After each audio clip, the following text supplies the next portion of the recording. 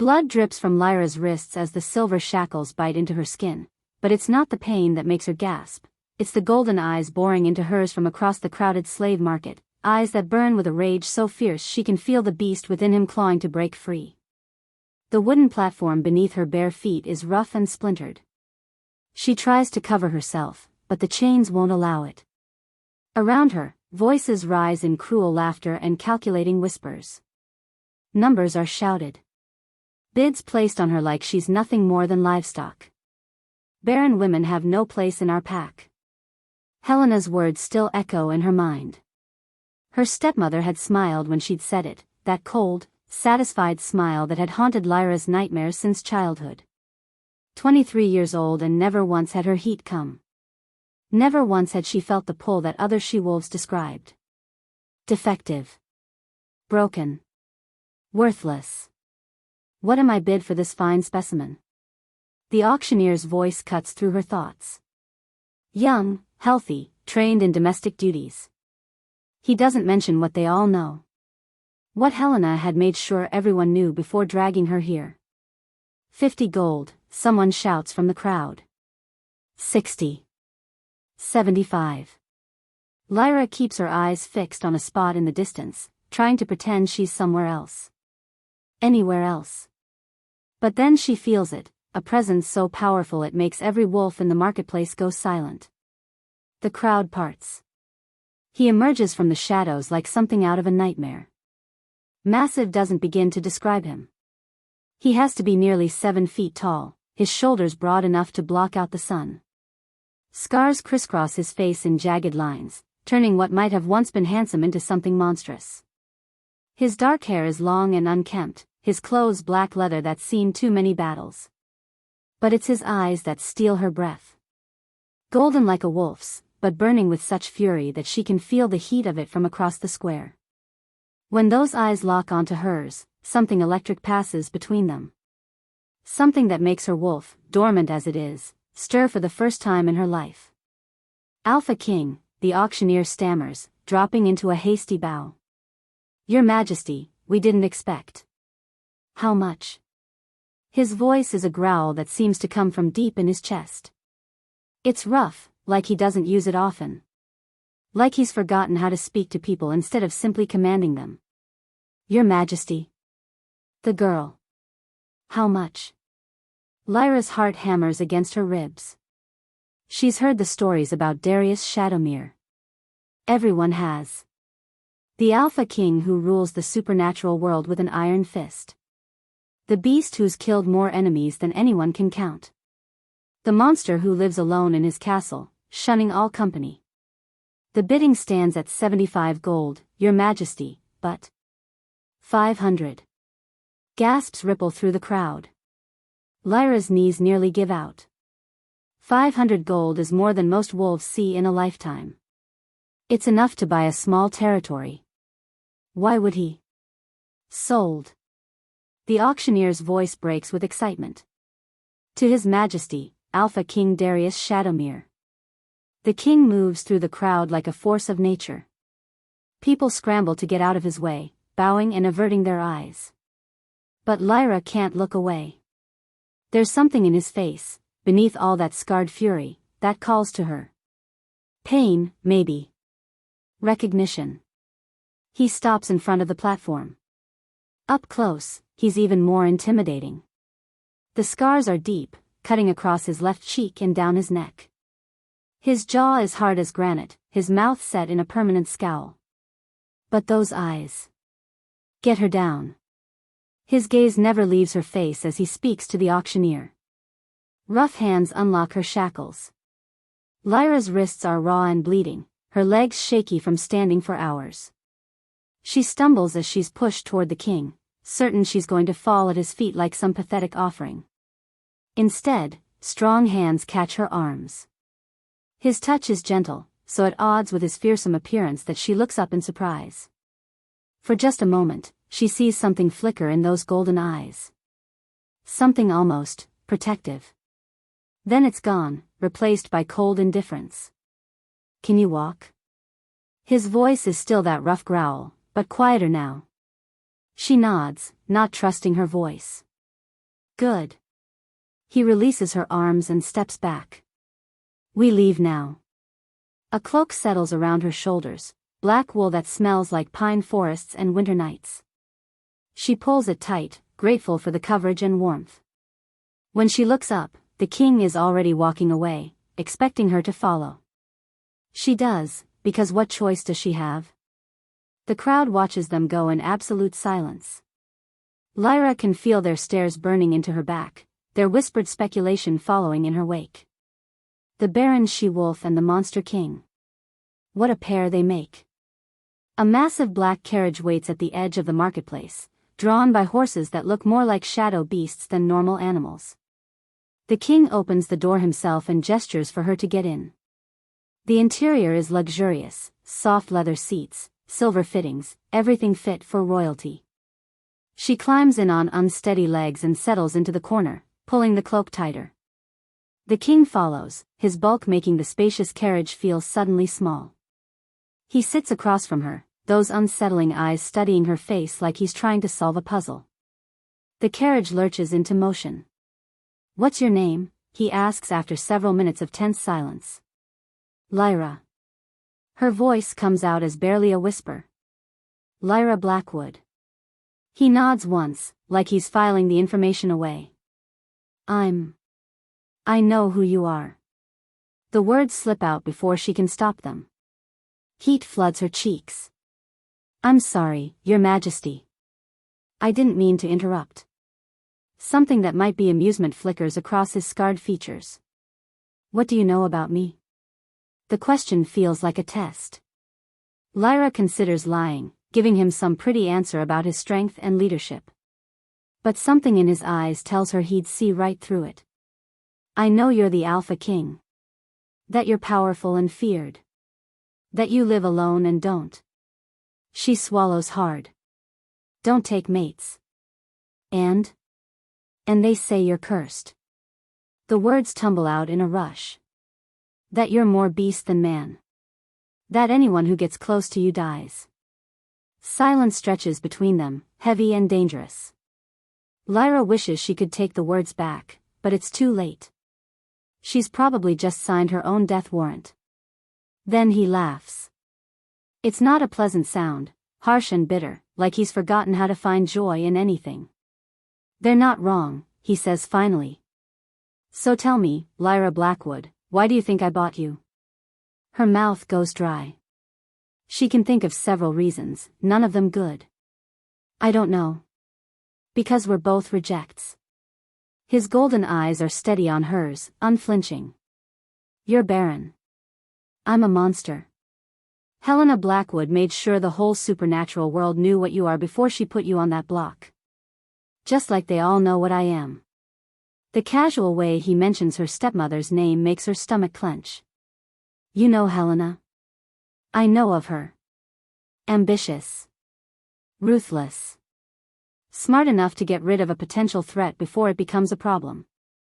I'm not a threat to anyone. The words taste bitter. I can't even shift properly. Can't you?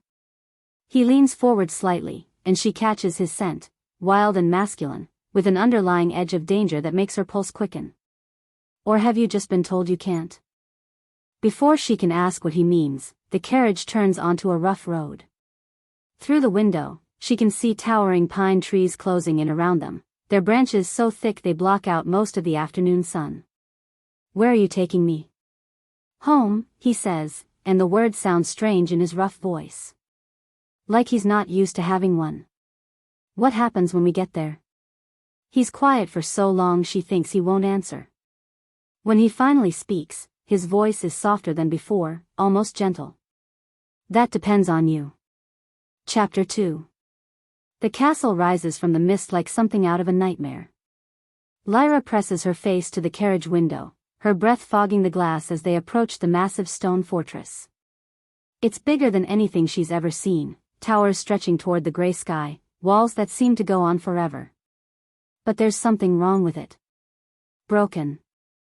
Parts of the outer wall have crumbled, and many of the windows are boarded up or simply dark holes in the stone. It looks like a place where hope goes to die. Impressive, isn't it? Darius's voice cuts through her thoughts, though there's no pride in his tone. Only bitter resignation. It's... She searches for something polite to say. Large. He laughs, that harsh sound she's already learning to recognize. It's a ruin. But it suits me. The carriage rolls through an enormous iron gate that hangs partially off its hinges. The courtyard beyond is overgrown with weeds, broken stones scattered where fountains and gardens might once have been. A few servants scurry about in the distance, but they keep their heads down, moving quickly as if afraid to be seen. When the carriage stops, Darius steps out first and turns to help her down. His hand is warm and strong around hers, steadying her as her feet touch the uneven cobblestones. She expects him to release her immediately, but he doesn't.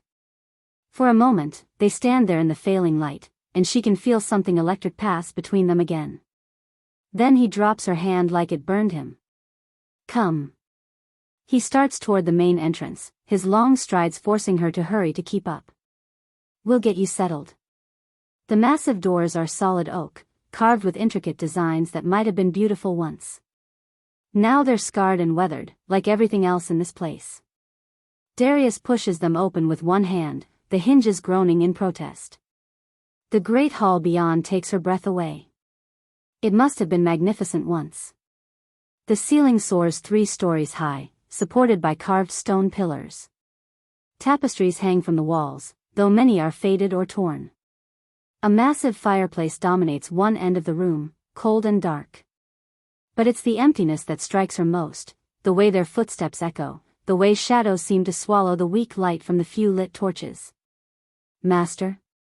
A thin voice makes Lyra jump. An elderly man emerges from a side corridor, moving with the careful steps of someone much older than his years.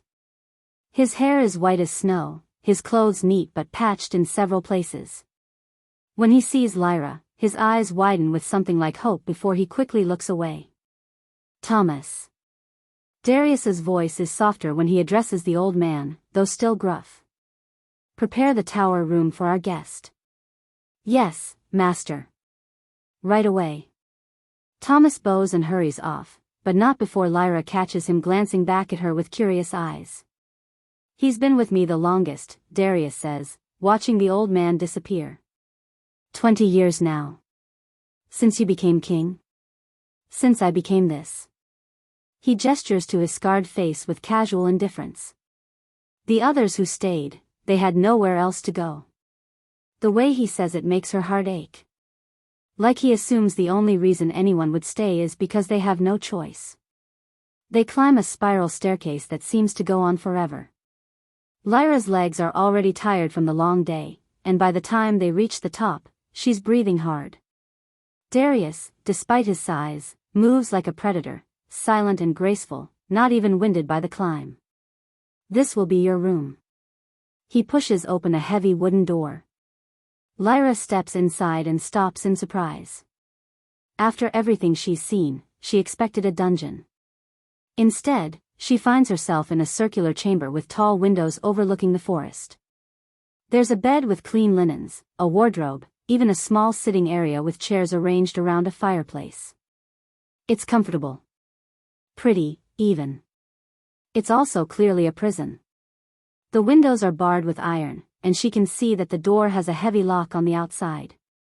The message is clear: she may be comfortable, but she's not free. It's nice, she manages. Don't. His voice is sharp. Don't pretend this is anything other than what it is. She turns to face him, struck by the pain in his voice. What is it, then? A cage. He moves to one of the windows, his broad frame blocking most of the light. A pretty cage for a pretty bird. I'm not pretty. The words slip out before she can stop them. He turns, those golden eyes studying her face with an intensity that makes her want to look away. No, he says finally. You're not. The blunt honesty should hurt, but somehow it doesn't. There's no cruelty in his voice, just matter-of-fact observation. Helena had always made sure Lyra knew she wasn't beautiful, too thin, too pale, too unremarkable in every way. But coming from Darius, it somehow feels less like an insult and more like honesty. You're something else, he continues, still watching her. Something I can't quite figure out. Before she can ask what he means, there's a soft knock at the door.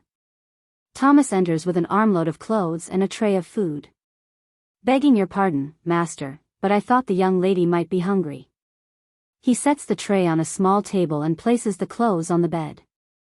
And Mrs. Hartwell sent up some things that might fit. Thank you, Thomas. Lyra's voice is soft with gratitude. When was the last time anyone had shown her such simple kindness? The old man beams at her. It's our pleasure, miss. Been too long since we've had a guest.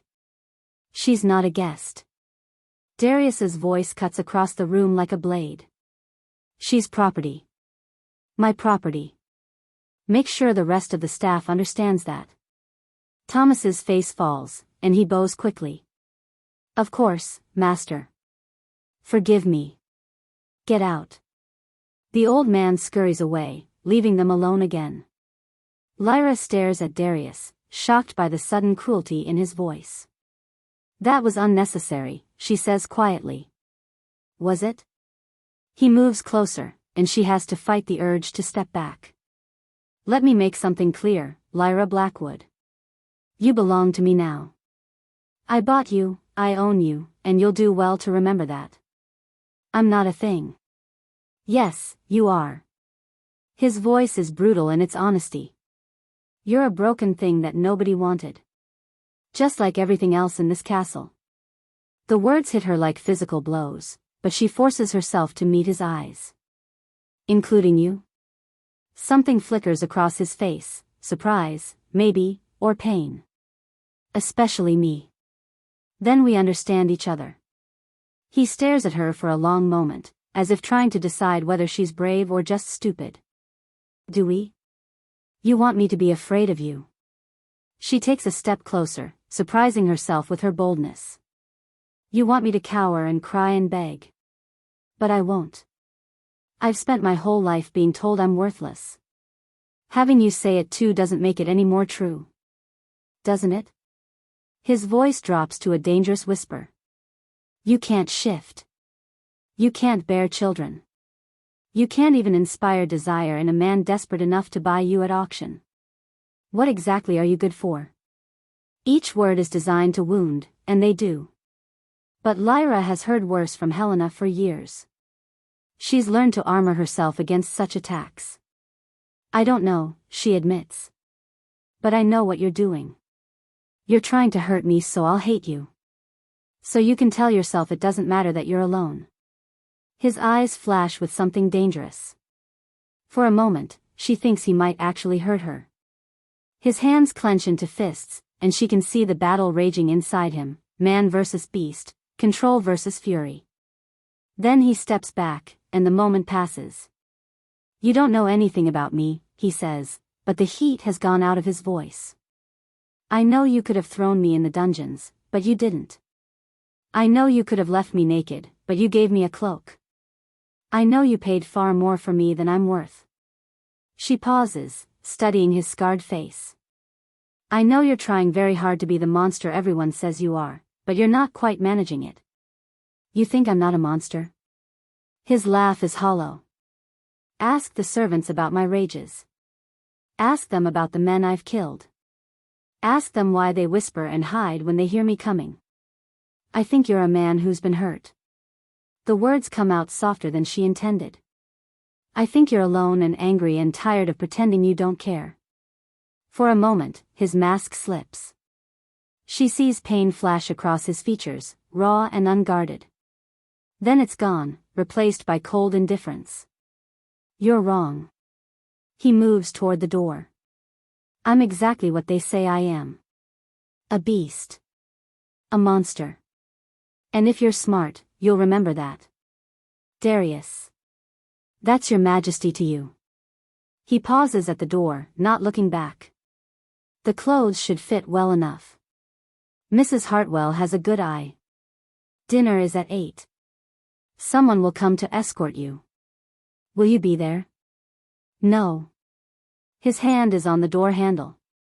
I don't dine with my possessions. He's gone before she can respond, the door closing behind him with a heavy thud. She hears the lock turn, the sound echoing in the sudden silence. Lyra sinks into one of the chairs by the fireplace, her legs suddenly shaky. The confrontation has left her drained, but also strangely energized. She'd stood up to him. She'd seen past his cruel words to the pain beneath. And for just a moment, she'd seen him see her too. Not as property or a broken thing, but as a person who understood what it meant to be alone. She looks around the tower room, her prison, and realizes something. Yes, she's trapped here. Yes, she belongs to a man who seems determined to be cruel. But she's also warm and fed and safe for the first time in years. And Darius Shadowmere, Alpha King and supposed monster, is just as trapped as she is. Maybe more so. Outside her barred windows, night is falling over the forest. Somewhere in this crumbling castle, a beast walks the halls, trying to convince himself he's beyond redemption. Lyra settles back in her chair and makes a decision. She's spent her whole life being told she's worthless, that she has nothing to offer. Maybe that's true. But maybe, just maybe, she has something this lonely king needs. Even if he's too stubborn to admit it. Chapter 3. 3 days pass before Lyra sees Darius again. She spends the time getting acquainted with her gilded cage. Thomas brings her meals, always with a kind word and curious eyes that seem to see more than they should. Mrs. Hartwell, the head housekeeper, visits to ensure the clothes fit properly. She's a round, motherly woman with graying hair and gentle hands who fusses over Lyra like she's a lost chick. Been too long since we've had someone young in these halls, Mrs. Hartwell says as she adjusts the hem of a simple blue dress. Brings a bit of life to the place. The king said I'm not a guest, Lyra reminds her quietly. Mrs. Hartwell snorts. His Majesty says a lot of things. Doesn't mean we have to listen to all of them. It's a small rebellion, but it warms Lyra's heart more than she expects. On the 4th morning, she decides she's had enough of the tower room. The lock on her door is heavy and old, but Mrs. Hartwell had left it unlocked after her last visit. Either by accident or design, Lyra isn't sure. But she's not about to waste the opportunity. The castle is even more massive than she'd realized. Corridors branch off in every direction, leading to rooms that seem to go on forever. Most are shrouded in dust and shadow, furniture covered with white sheets like sleeping ghosts. But here and there, she finds signs of life. Fresh flowers in a vase. A book left open on a table. Small attempts to keep beauty alive in this place of decay. She's exploring what might once have been a music room when she finds the first painting. It's hidden behind a dust cover, but the corner that shows is vibrant with color, so out of place in this gray castle that she can't help but investigate. When she pulls away the sheet, she gasps. It's a landscape, but like nothing she's ever seen. The brushstrokes are bold and confident, capturing a meadow in full bloom with mountains rising in the distance. There's something wild about it, something free that makes her chest tighten with unexpected emotion. In the corner, barely visible, are the initials, DS. Darius Shadowmere. Heart pounding, she searches the room more carefully. There are more paintings hidden beneath covers, a wolf mid-leap, its fur captured in shades of silver and gray. A storm over the ocean, all fury and power. A woman's hands holding wildflowers, so delicate and beautiful it makes her throat ache. Each one is signed with those same initials. He painted these, she whispers to the empty room. But when? The man she's met seems incapable of creating something so full of life and hope. These paintings speak of someone who saw beauty in the world, who understood gentleness and grace. What happened to him? She finds more evidence in the library. It's a vast room with shelves that stretch to the vaulted ceiling, but many of the books are scattered on tables and chairs, as if someone had been reading voraciously and abandoned them mid-thought. Poetry, philosophy, art history, the reading list of someone with a hungry mind and cultivated tastes. A leather journal lies open on the desk, its pages filled with neat handwriting. She knows she shouldn't read it, but curiosity wins. The roses in the east garden are finally blooming. Mother would have loved them. I should write to father, tell him about the improvements to the grounds. Maybe this time he'll be proud. The entry is dated 23 years ago. The handwriting is younger somehow, more hopeful. She flips through more pages, watching as the entries change. The handwriting grows sharper, harder. The hope fades. Father is dead. The council expects me to take the throne, but I'm not ready. How can I rule when I can't even control myself? Another pack has challenged our authority. I'll have to make an example. They never learn any other way. The nightmares are getting worse. Sometimes I wake up and don't know if I'm man or beast. The final entry stops her cold. It's done. The witch's curse is complete. I am what I deserve to be. Let no one say I didn't earn this fate. After that, the pages are blank. Lyra closes the journal with trembling hands. The man who wrote these words, young, uncertain, trying so hard to be good, what happened to him? What drove him to seek out a curse? She's so lost in thought that she doesn't notice the time passing until shadows begin to lengthen across the library floor. A clock somewhere chimes 6, and she realizes she's been gone from her room for hours. Someone must have discovered her absence by now. But she's not ready to go back to her tower. Not yet. She finds the garden by accident, following a corridor that ends in a door she expects to be locked. Instead, it opens onto what must have once been paradise. Even overgrown and wild, she can see the bones of something magnificent. Stone paths wind between raised beds choked with weeds. A fountain sits dry and cracked in the center, but roses climb over it in a riot of color, red and white and pink, blooming despite the neglect. This is where he painted that first landscape. She can see the spot where he must have stood, easel set up to catch the light. What are you doing here? The voice makes her jump. She spins around to find Darius standing in the doorway, and her breath catches. He looks different somehow, tired, with shadows under his eyes and lines of tension around his mouth. His clothes are rumpled, his hair disheveled. I was exploring, she says, lifting her chin. The door was unlocked. You were told to stay in your room. Actually, you locked me in my room. I was told dinner was at 8. She glances at the sky. It's only 6. Something flickers in his eyes, surprise, maybe even amusement. But it's gone so quickly she might have imagined it. You shouldn't be here, he says, but there's less heat in his voice than she expects. Why? Because I might see that you're human? He goes very still. What did you say? The paintings. The books. This garden. She gestures around them.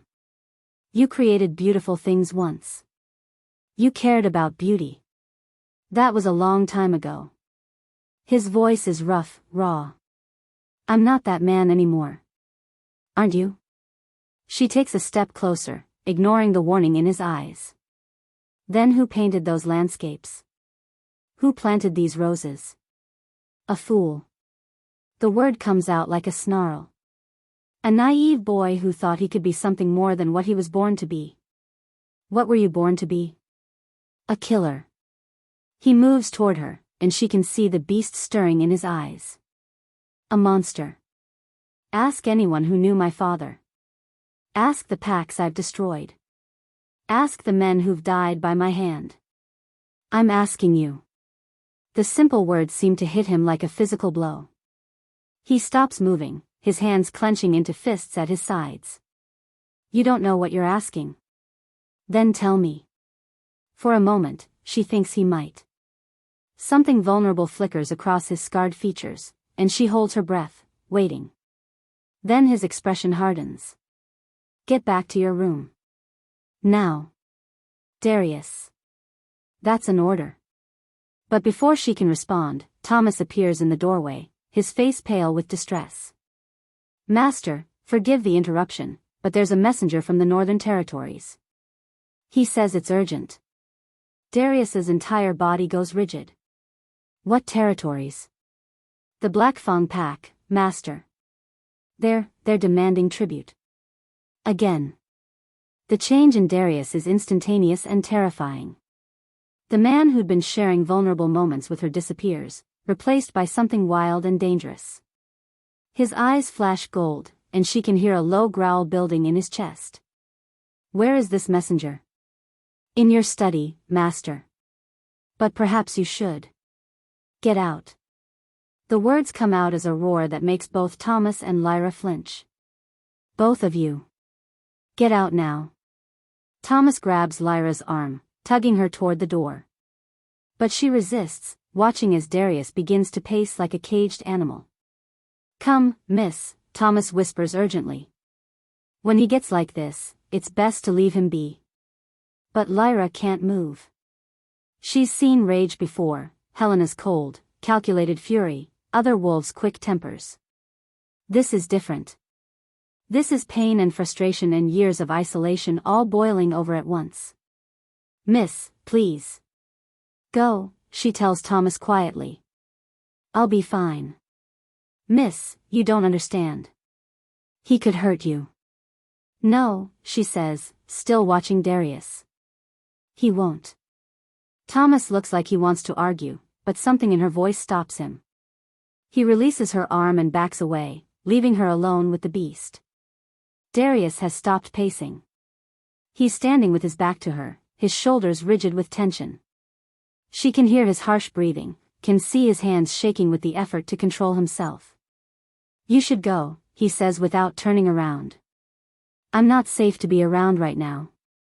Instead of leaving, she walks to the old stone bench near the fountain and sits down. The action draws his attention, and he spins to face her. What are you doing? Sitting. I told you to leave. I know. He stares at her like she's lost her mind. Maybe she has. But something in her recognizes the pain radiating from him, understands it on a level that has nothing to do with logic.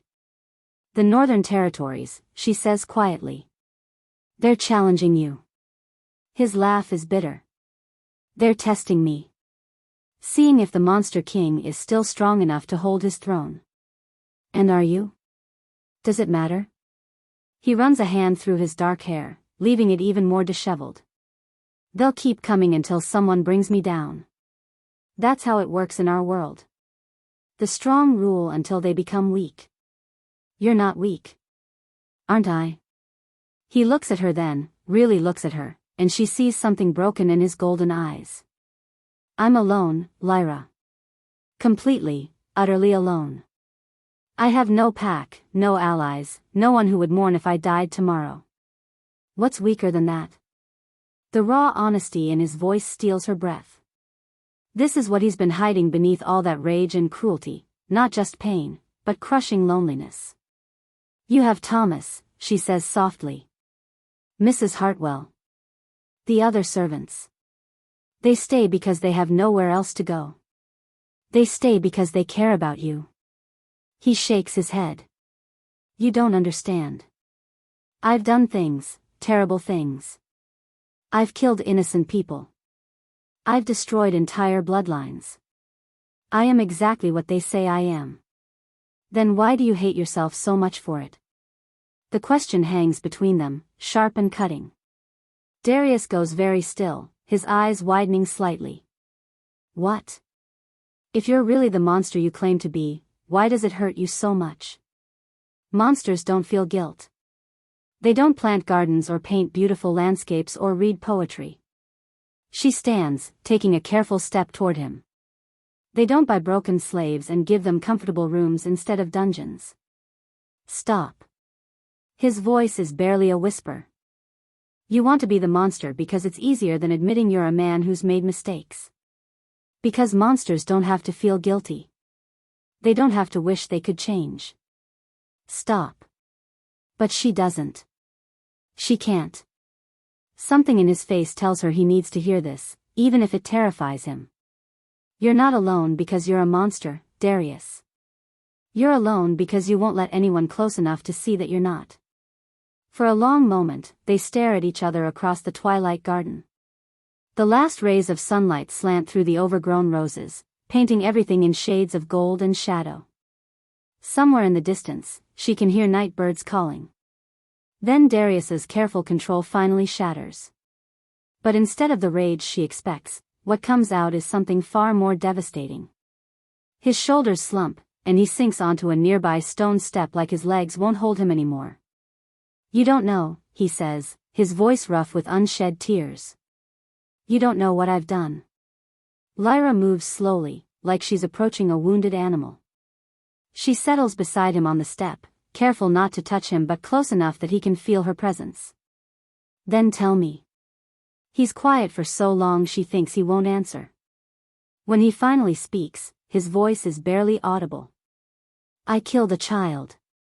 The words hit her like a physical blow, but she doesn't move. Doesn't speak. Just waits. She couldn't have been more than 12. The Red Moon Pack had been raiding our borders, killing our people. I led a strike against their main camp. His hands clench into fists in his lap. She came out of nowhere. Small, terrified. She couldn't shift yet, she was still fully human. And I... He stops, his breathing harsh and ragged. "She reminded me of my sister," he continues finally. "The sister I'd lost to raiders when I was 17. For just a moment, I hesitated. And in that moment, she attacked. Not with claws or fangs, she was still human. Just with a small knife, trying to protect her pack." Lyra's heart aches for him, for the pain she can hear in every word. "I could have disarmed her. Could have knocked her unconscious. Instead, I reacted on instinct. My wolf took over, and when I came back to myself..." He swallows hard. "She was dead. A child, and I'd torn her throat out like she was nothing." The silence stretches between them, heavy with grief and guilt. "That's when you sought out the curse," Lyra says quietly. He nods. "I went to Morgana the next day. Told her I deserved to be the monster everyone already thought I was. She was happy to oblige." "Darius." She turns toward him, her heart breaking for the man beside her. "You were defending yourself. She was a child. She was trying to kill you. She was terrified and protecting her family. Just like I would have done at her age." He looks at her then, and she sees decades of self-hatred in his eyes. "Don't you see? I am the monster. The curse didn't make me one, it just revealed what was already there." "No." The word comes out fierce, surprising them both. "You're not a monster. You're a man who made a terrible mistake in the heat of battle. A man who's been punishing himself for it ever since. You don't understand." "I understand perfectly." She shifts on the step, facing him fully. "I understand that a real monster wouldn't care. Wouldn't spend 20 years hating himself for one moment of violence. Wouldn't lock himself away from the world rather than risk hurting someone else." His eyes search her face, as if looking for signs of deception. "How can you sit here with me, knowing what I've done?" "Because I know what guilt looks like," she says simply. "I know what it's like to hate yourself for things you can't change. What have you ever done that compares to?" "I couldn't save her." The words slip out before she can stop them, carrying a pain she's never shared with anyone. "Save who?" "My sister. My real sister, not Helena's daughter." Lyra's voice grows quiet, distant. "Emma. She was 2 years younger than me, and she was everything I wasn't. Beautiful, strong, perfect wolf genetics. She was going to be Helena's heir." Darius is listening intently now, his own pain temporarily forgotten. "She got sick when she was 16.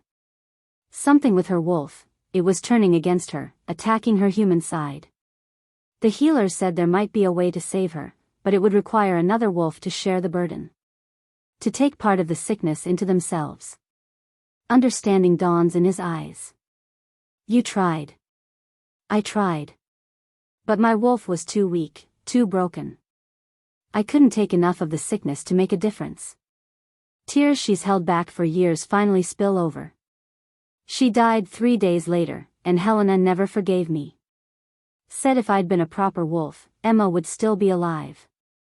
That's not your fault. Isn't it? Just like your child isn't your fault. She meets his eyes.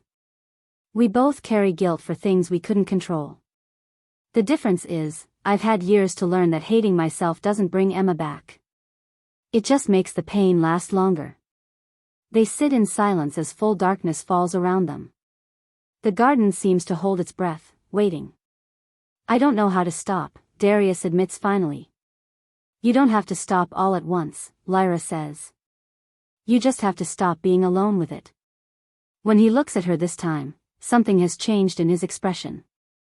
The walls are still there, but there are cracks now. Places where light might get in. Why aren't you afraid of me? Because I see you, she says simply. Not the king, not the monster. You. And you're worth seeing. For the first time since she's known him, Darius Shadowmere smiles. It's small and uncertain, more pain than joy. But it's real. And in that moment, sitting in a ruined garden under a canopy of stars, Lyra realizes something that should terrify her. She's falling in love with him. The broken beast of a man who paints beautiful pictures and tends roses in secret. Who carries the weight of the world on his shoulders and thinks he deserves to be crushed by it. She's in love with him, and she has no idea if that will save them both or destroy what's left of her heart. Chapter 4. The storm comes without warning. Lyra wakes to the sound of thunder shaking the castle walls and rain lashing against her barred windows. Lightning illuminates her room in stark white flashes, and she can hear the wind howling like a living thing through the corridors below. She's been at the castle for 2 weeks now, and something has changed between her and Darius since that night in the garden. He no longer avoids her completely. Sometimes she catches him watching her from doorways, his golden eyes unreadable. He's allowed her the freedom to explore, though he's made it clear she's still his prisoner. But tonight feels different. Dangerous. She's reaching for her robe when she hears it, a sound that makes her blood run cold. Not quite human, not quite animal. A roar of pain and fury that seems to shake the very foundations of the castle. Without thinking, she runs to her door and finds it unlocked. The corridors are dark except for the intermittent lightning, but she follows the sound through the maze of hallways, her bare feet silent on the stone floors. She finds him in the great hall. At first, she thinks it's not him at all. The creature pacing before the cold fireplace is massive, easily twice the size of any wolf she's ever seen. Its fur is black as midnight, but she can see scars cutting through it like silver threads. Its eyes burn gold in the darkness, and when it turns toward her, she sees intelligence there. Tormented, furious intelligence. But it's unmistakably Darius. He's injured. She can see blood matting his fur along his left flank, and he's favoring one of his front legs. As she watches, he throws back his massive head and releases another of those terrible roars. Darius. Her voice is barely a whisper, but his wolf ears catch it instantly. He spins toward her, and for a moment she thinks he might attack. His lips pull back from teeth that are more like fangs, and a growl rumbles deep in his chest. But then something flickers in those golden eyes, recognition, maybe even relief. He tries to shift back to human form, and Lyra has to bite back a cry of horror at what she sees. The transformation is wrong, incomplete. His body contorts and twists, caught between human and wolf, neither one nor the other. He falls to his knees with a sound that's half human scream, half animal whine. Don't, she says, moving toward him slowly. Don't try to change. You're hurt. He looks up at her, and she can see the agony in his face, his human face, but wrong somehow. His features are sharper, more angular. His canine teeth are too long, and his eyes still burn with that unnatural gold light. Get away, he manages, his voice distorted but recognizable. Not safe. You're bleeding. She keeps moving toward him, ignoring his warning. Let me help. No. He tries to back away from her, but the movement sends fresh blood flowing from his wounds. Monster. Can't control it. Lightning flashes again, illuminating the great hall in stark detail. She can see him clearly now, caught between forms, neither fully human nor fully wolf. It should terrify her. It does terrify her. But not in the way he expects. It breaks her heart. What happened? She asks, kneeling just out of his reach. Pack scouts. The words come out in a pained rasp. Testing our borders. Had to drive them off. She can see the truth in his face. He'd shifted to his wolf form to patrol his territory, to protect what was his. And now he was paying the price. The curse, she says quietly. This is part of it, isn't it? He nods, his breathing harsh and labored. Gets worse every year. Harder to change back. Someday I won't be able to at all. The admission hangs between them like a death sentence. She thinks of the man who painted beautiful landscapes, who tended roses in secret. What would happen to that gentleness when the beast consumed him completely? There has to be something we can do, she says. His laugh is bitter. 23 years I've searched. There's nothing. Tell me about the curse. The real story. For a moment she thinks he won't answer. Then another flash of pain crosses his features, and he seems to make a decision. Help me to my chambers, he says. I can't. I can't let the servants see me like this. She moves to his side, letting him lean his considerable weight against her. Even partially shifted, he's massive, and she struggles to support him as they make their way through the castle. His skin burns with fever, and she can feel the unnatural heat radiating from him.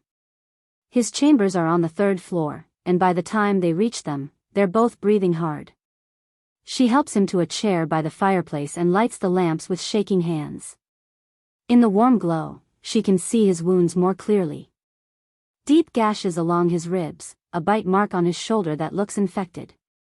But it's his face that catches her attention. The partial shift is holding, leaving him trapped between human and wolf. I need to clean these, she says, moving toward a wash basin in the corner. Lyra. His voice stops her. You shouldn't see me like this. Why? Because you're hurt? She turns back to face him. Because you're in pain? Because I'm a monster. The word comes out with such self-loathing that she flinches. But she doesn't back down. No, she says firmly. You're cursed. There's a difference. She brings water and clean cloths to his chair, kneeling beside him to tend his wounds. He tries to protest, but exhaustion is winning over pride. As she cleans the blood from his skin, he begins to talk. I was 25 when it happened, he says, his voice distant with memory. Young, arrogant, convinced I was invincible. My father had just died, and I'd inherited the throne. I thought I knew everything. She works carefully, trying not to cause him more pain. The wounds are deep but clean, they'll heal. There was a pack, the Ravencrest wolves. They'd been raiding our territory for months, killing our people. When we finally caught their leader, I wanted to make an example. His hands clench into fists. I had him executed in front of his entire pack. But that wasn't enough for me. I wanted them to remember what happened when someone crossed the shadow pack. Lyra's hands still on his skin. She can hear the shame in his voice, the weight of old regrets. I killed his mate too. And his heir. A boy barely 18. Darius's voice drops to a whisper. I told myself it was justice. That it would prevent future raids. But it was really just cruelty. And the witch? Morgana Ravencrest. The pack leader's sister. His laugh is hollow. I didn't know about her until it was too late. She appeared at court 3 days later, demanding an audience. I thought she was there to beg for mercy for the survivors. Lightning flashes outside, illuminating his tortured features. Instead, she cursed me. Said if I wanted to be a beast so badly, I could live as one. Each year, I would find it harder to hold my human form. Eventually, I would be trapped as a wolf forever, but not a true wolf. Something in between. Something that belonged nowhere. And the condition for breaking it? His eyes meet hers, and she sees decades of hopelessness there. Someone has to love me. Completely, truly, despite what I am. Despite what I look like. He gestures to his scarred, partially shifted features. Look at me, Lyra. Who could love this? The question hangs between them, raw and painful. She continues cleaning his wounds, her touch gentle on his fevered skin. The curse gets stronger every year, he continues. The shifts become more violent, more incomplete. And my appearance. He trails off, touching the scars on his face. These aren't from battle. They're from the curse itself. Each year, I become more monstrous. How long do you have? The witch said the transformation would be complete before my 50th birthday. His voice is matter-of-fact, resigned. That gives me maybe 2 years. 2 years. The words hit her like a physical blow. She thinks of the man in the garden, the one who'd shared his pain with her. The one who painted beautiful pictures and still tended roses despite everything. There has to be another way, she says. There isn't. He catches her hand as she reaches for another cloth, his fingers burning hot against her skin. I've searched, Lyra. I've consulted every witch, every healer, every scholar in the supernatural world. The curse is absolute. But if someone did love you, no one ever will. The words come out flat, final. Look at me. Really look at me. She does. She sees the scars that mar his face, the fangs that are too long, the eyes that burn with unnatural fire. She sees the powerful body caught between human and wolf, neither one thing nor another. And she sees the man beneath it all. The one who'd been kind to Thomas despite his pain. Who'd given her a comfortable prison instead of a dungeon. Who carried guilt like a stone in his chest and painted beauty in secret. Darius, she says quietly. What if I told you that I think my curse might be connected to yours? His eyes sharpen. What do you mean? Think about it. A witch curses you to never find love, never break free of your beast form.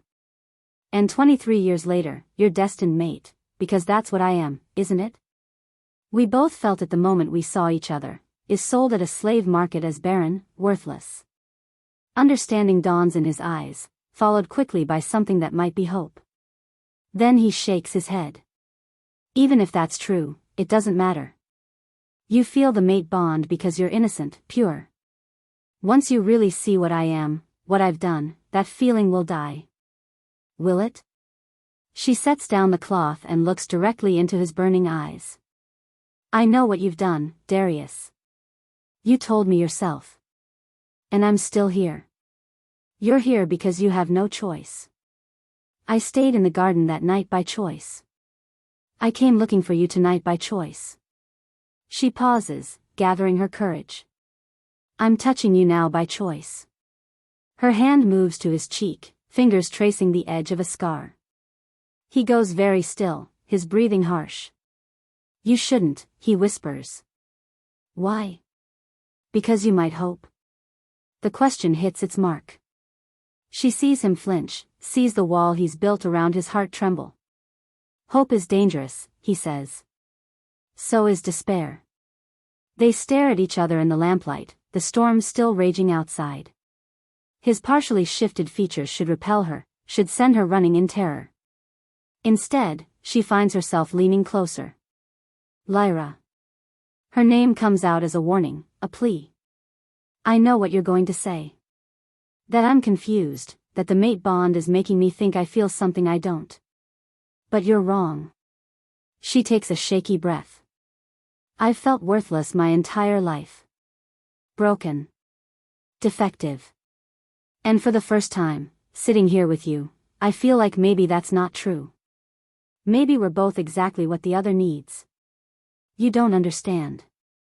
The curse. The curse can be broken by love. She says it firmly, like speaking the words aloud might make them true. Real love.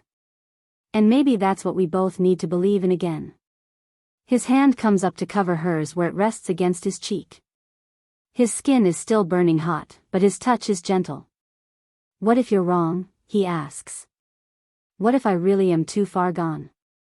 Then we'll face that together. The words surprise her with their certainty. But I don't think you are. I think you're exactly the man I was meant to find. Even looking like this? She studies his face, the scars, the fangs, the eyes that burn with golden fire. He's right that he's not conventionally handsome.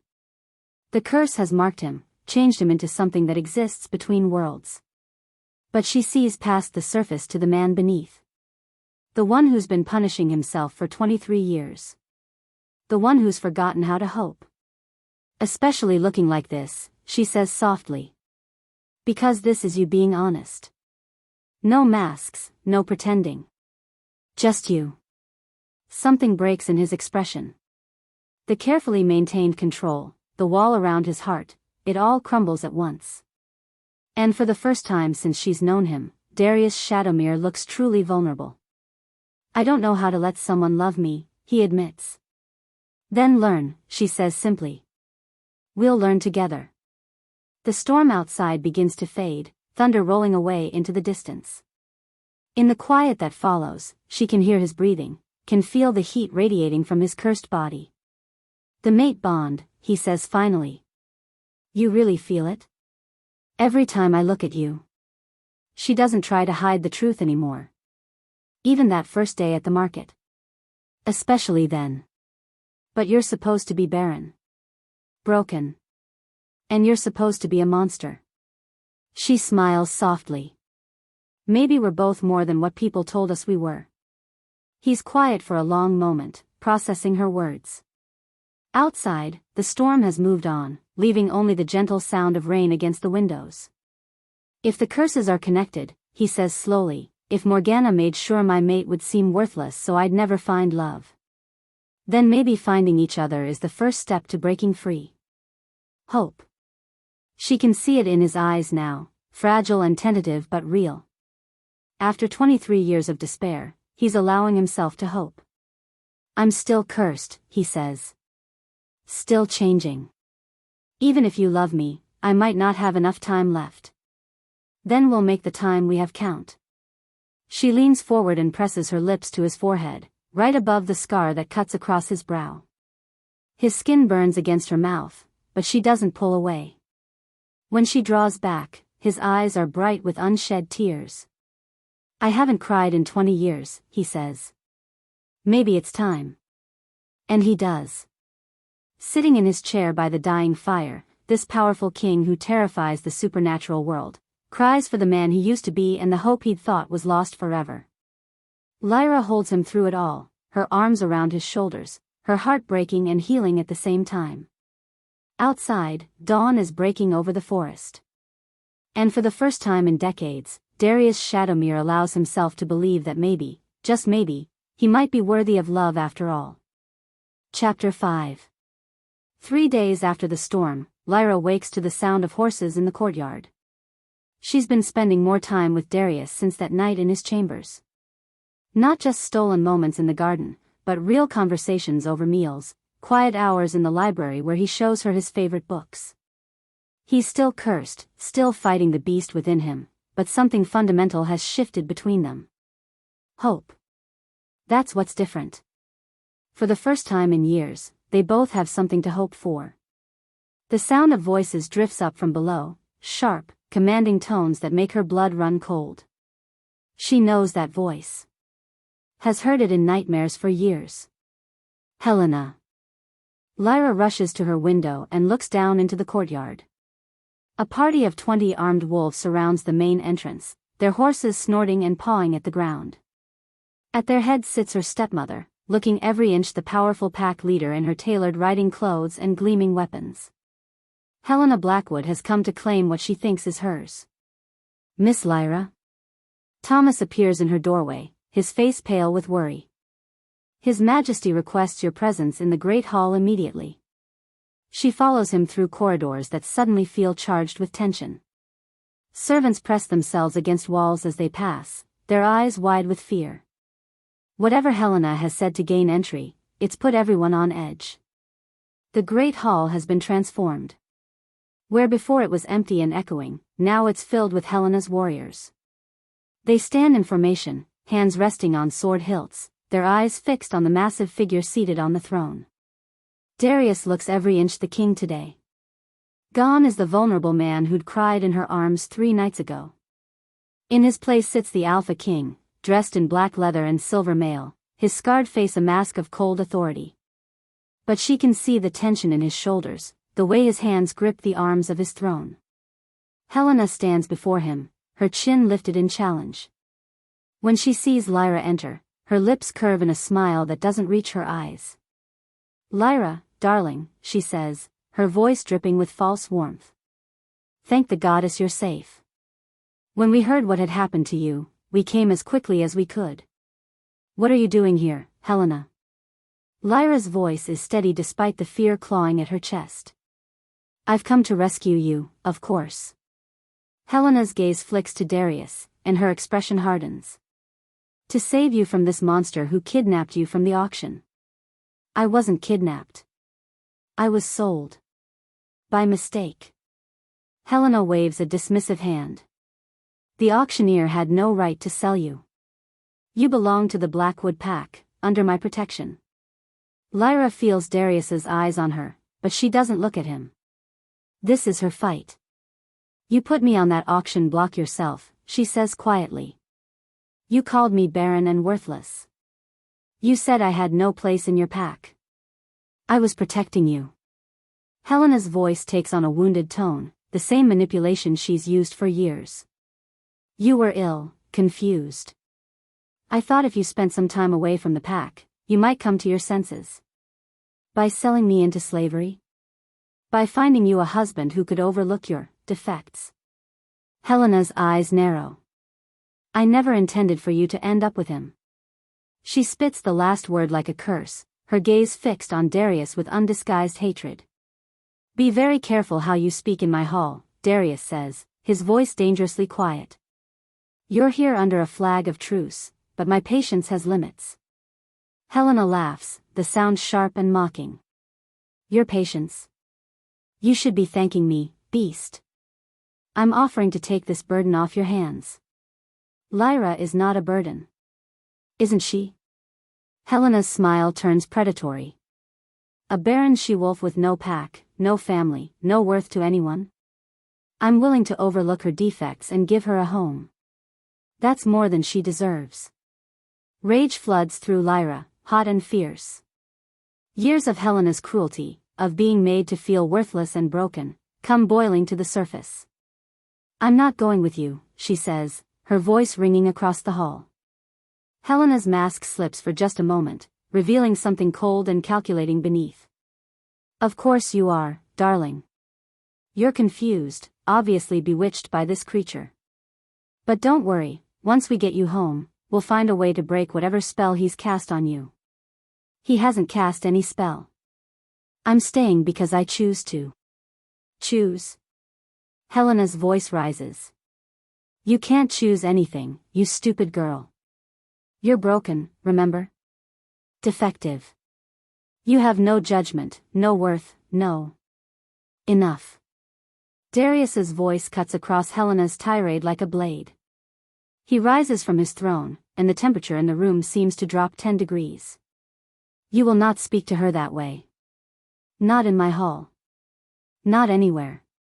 Helena's warriors shift nervously, hands moving to their weapons. But Helena herself doesn't back down. "How touching," she says, her voice dripping with sarcasm. "The beast defending his pet. Tell me, monster, what exactly do you see in my broken stepdaughter?" "I see a woman of courage and compassion. I see someone who isn't afraid to show kindness to a scarred old king." Darius steps down from the dais, moving to stand beside Lyra. "I see everything you tried to destroy in her." Helena's eyes flash with fury. "You see what you want to see. But I know the truth about both of you." Something in her tone makes Lyra's skin crawl. There's a smugness there, a satisfaction that speaks of secrets and hidden knowledge. "What truth?" Darius asks. Helena's smile returns, cold and triumphant. Did you really think it was coincidence? That your destined mate would just happen to be sold at a slave market? That she'd be barren, worthless, everything the prophecy said would prevent your curse from breaking? The hall goes deadly quiet. Even Helena's warriors seem to sense the danger in the air. What are you saying? Lyra's voice is barely a whisper. I'm saying I've been planning this for years, darling. Ever since Morgana told me about the curse. Helena begins to pace, clearly enjoying their shock. A love curse. How romantic. All the beast needs is someone to love him truly, and he'll be free. How do you know about the curse? Darius's voice is deadly quiet. Because Morgana and I are old friends. We went to school together, learned from the same teachers. When she told me what she'd done to you, we saw an opportunity. The pieces click into place in Lyra's mind with sickening clarity. You made a deal with her. A very profitable one. Helena stops pacing to face them. You see, when you die alone and cursed, your territories will need new leadership. The Supernatural Council will have to choose someone strong enough to maintain order. Someone with legitimate claim to power. You have no claim. Don't I? Helena's smile widens. I'm mated to your cousin's brother. That makes me family, technically. And when the council sees how I've tried to help you, how I've worked to break your curse by providing you with a potential mate. She shrugs. They'll see me as the obvious choice. You've been planning this for 23 years? Darius asks. Not quite that long. But when I realized Lyra was your destined mate, oh yes, I've known since she was 16, I knew I had to act fast. Helena's expression turns calculating. Morgana helped me create a secondary curse. Nothing dramatic, just a little spell to suppress Lyra's wolf, make her seem barren and broken. Worthless. You cursed your own stepdaughter? The horror in Darius's voice matches what Lyra feels. I did what was necessary. If she'd remained in my pack, whole and healthy, someone might have eventually figured out what she was to you. This way, she was just another unwanted female, easily disposed of. But you brought her to the slave market, Lyra says, her mind racing. You put her where I could find her. Where you could buy her, yes. I made sure the auction was announced widely, made sure you'd hear about it. Helena's voice is full of pride. I needed you to have her, you see. To give you hope. Because the cruelest curses are the ones that offer false hope. The truth hits Lyra like a physical blow. She's not barren because I'm defective. She's barren because you made sure I'd never be able to break your curse. Exactly. Helena claps her hands slowly. Even if you do fall in love with the beast, and really, darling, your standards have certainly fallen, it won't matter. The secondary curse ensures you can never give him what he needs most. True acceptance of what he is. But she does accept me, Darius says. Does she? Or does she just think she does? Helena's smile turns vicious. Tell me, beast, have you shown her your true form? Not the pretty partial shift from the other night, but what you really become when the curse takes hold? Darius goes very still beside her. I thought not, Helena continues. You see, Lyra, you've only seen him at his most human. You have no idea what he becomes during the full moon. What he'll become permanently when the curse completes itself. It doesn't matter, Lyra says, but her voice wavers slightly. Doesn't it? When he's a mindless beast who can't remember your name? When he's a monster who sees you as prey instead of mate? Helena steps closer. When he kills you with his own claws? Stop. Darius's voice is raw with pain. The truth hurts, doesn't it? Helena's voice is cruel now, all pretense of concern gone. You know I'm right. You know that no matter how much she thinks she loves you now, she'll run screaming when she sees what you really are. That's not true, Lyra says, but doubt has crept into her voice. Helena hears it and pounces. Isn't it? Then why hasn't he shown you? Why does he always shift back before you can see his true form? She turns to Darius. Tell her about the full moon, beast. Tell her what you become. Darius's face has gone ashen. Lyra. Tell her how you lose yourself completely. How you become a creature of pure rage and hunger. Tell her about the people you've killed when the beast takes over. Stop, Lyra whispers, but Helena isn't finished. Tell her how last month you woke up covered in blood with no memory of whose it was. Tell her about the nightmares, the guilt, the certain knowledge that someday you'll hurt someone you care about. Each word hits Darius like a physical blow. Lyra can see him withdrawing, the walls going back up around his heart. It's not his fault, she says desperately. The curse. The curse is what he is now. And it's getting stronger. Helena's voice softens with false sympathy. Oh, darling, don't you see? I'm trying to save you from a fate worse than death. Come home with me. Let me find you a husband who won't tear you apart in a fit of rage. No. But Lyra's voice lacks its earlier conviction. Helena senses weakness and moves in for the kill. You've been bewitched, sweetheart. The mate bond is making you think you feel something that isn't real. Once you're away from him, once the spell breaks, you'll see clearly again. She turns to her warriors. Take her. No. Darius roars, his human facade cracking. She stays. Under what authority? Helena's voice is sharp with triumph. She's still a member of my pack. I have every right to reclaim her. She's my mate. She's unclaimed and unbonded. According to supernatural law, I have prior claim. Helena's smile is vicious. Unless you'd like to challenge that in single combat? The offer hangs in the air like a trap. Helena knows as well as anyone that Darius can't risk a formal challenge. Not with the curse making him unstable, unpredictable. I thought not, Helena says when he doesn't respond. Take her. Two of Helena's warriors move toward Lyra, but she backs away. I won't go, she says. I choose to stay here. You don't get to choose, Helena snaps. You're ill, bewitched. You need medical attention. I'm not sick. Guards. Helena's voice cuts across her protest. Restrain her. Gently, she's not responsible for her actions.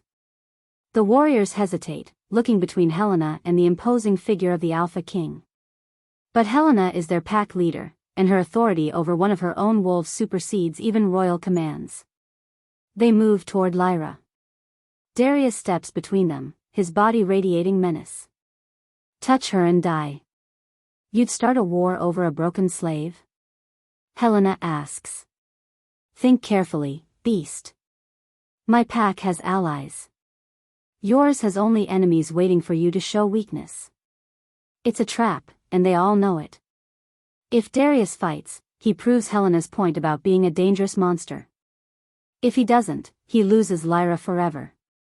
Darius, Lyra says softly. It's all right. No. His voice is rough with desperation. I won't let her take you. You have to. She meets his eyes, trying to pour all her love and trust into that look. But this isn't over. I'll find a way back to you. How touching, Helena says mockingly. The beast's pet making promises she can't keep. That's when Lyra's temper finally snaps. All the years of abuse, of being made to feel worthless, of Helena's manipulation and cruelty come boiling over. I am not a pet, she says, her voice ringing with authority she didn't know she possessed. I am not broken, and I am not yours to command. You are whatever I say you are, Helena snarls back. You're nothing, Lyra. A mistake, a burden I've carried for 23 years. The only reason you're alive is because I couldn't figure out how to dispose of you without causing questions. The casual cruelty of the admission stuns everyone in the hall. Even Helena's own warriors look uncomfortable. There it is, Darius says quietly. The truth. You don't want to save her, you want to destroy her. Just like you've been trying to do her whole life. I want to preserve the natural order, Helena replies coldly. Defective wolves have no place in our world. Then it's a good thing she's not defective. Darius's voice is steady now, sure. She's exactly what she was meant to be. Enough. Helena gestures sharply to her warriors. Take her. Now. This time, they don't hesitate. Two large wolves grab Lyra's arms, their grip firm but not brutal. She doesn't fight them, what would be the point? But as they drag her toward the door, she looks back at Darius one last time. I love you, she calls out, her voice carrying across the hall. No matter what she says, no matter what happens, I love you. The words hit him like a blow. She sees his careful control shatter, sees the pain and love and desperate longing cross his scarred features. Lyra. But it's too late. Helena's warriors pull her from the hall, and the last thing she sees is Darius standing alone by his throne, looking every inch the broken king Helena needs him to be. Outside, Helena's men lift her onto a horse, securing her hands with silk rope, gentle restraints that look caring to any observer. Helena mounts her own horse and signals to her party. Move out, she commands. We have a long ride ahead of us. As they ride through the castle gates, Lyra looks back at the crumbling fortress. Somewhere behind those walls, the man she loves is fighting not to give in to despair. She thinks of his paintings, hidden away in dusty rooms. Of the garden he tends in secret. Of the gentle way he'd held her when she cried. Helena thinks she's won.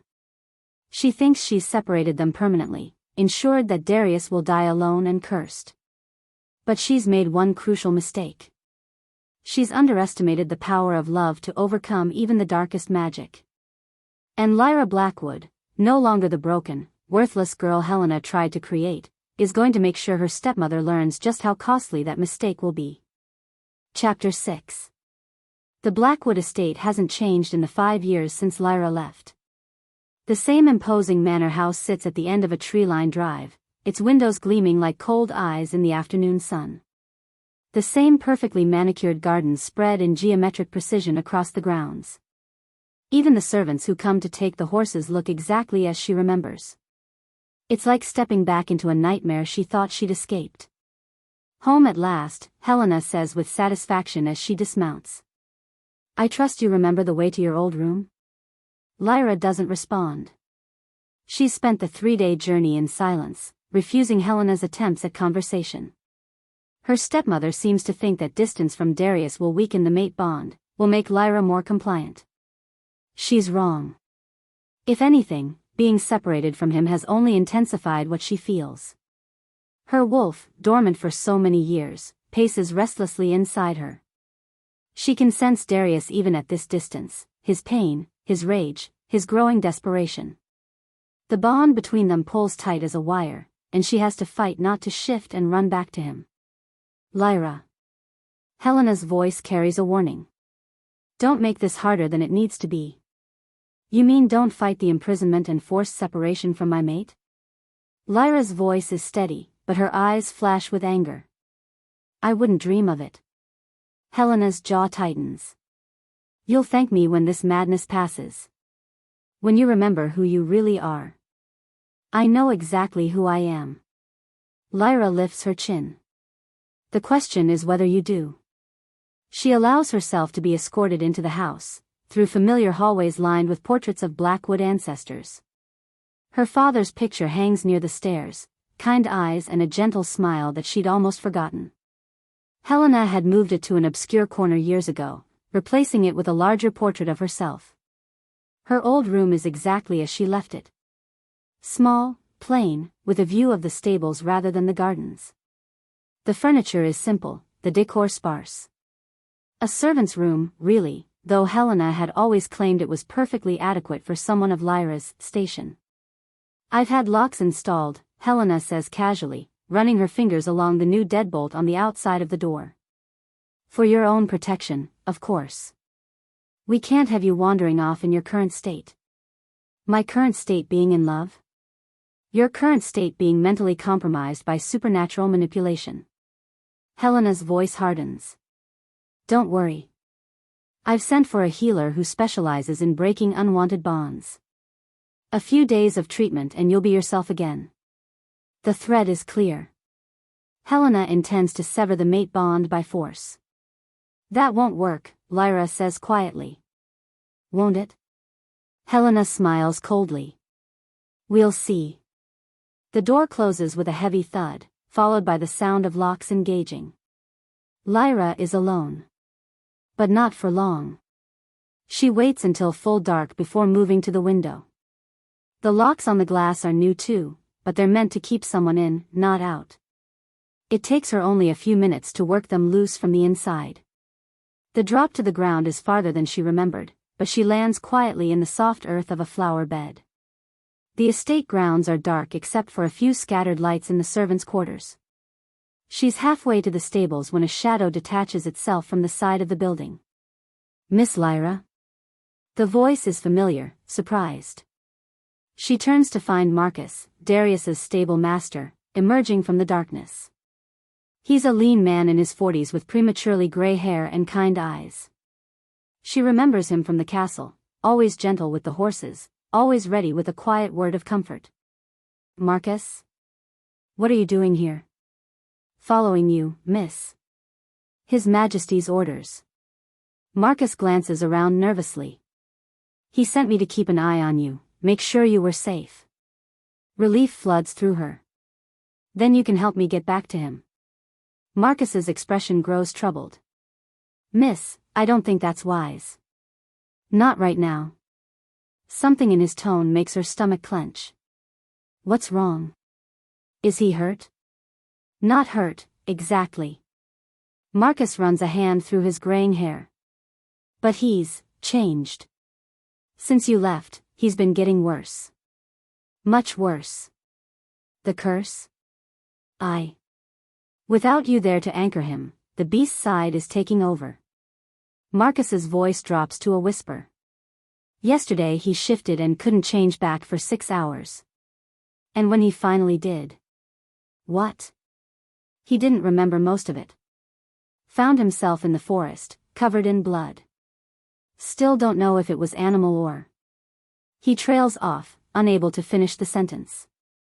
Lyra's heart clenches. I have to get back to him. Miss, you don't understand. He's dangerous now. Really dangerous. This morning he nearly killed Thomas for bringing him breakfast. The man's been with him for 20 years, and he didn't even recognize him.